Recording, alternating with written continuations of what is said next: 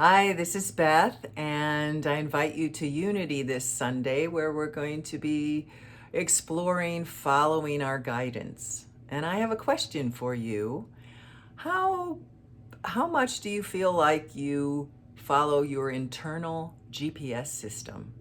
That which guides you, that which maybe pulls you towards your higher truth, that maybe helps you with your decision making and guides your purpose.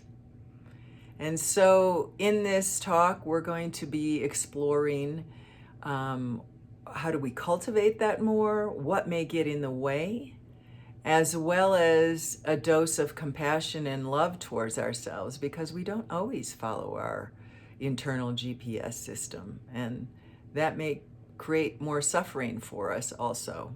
So, please join me as we explore guidance.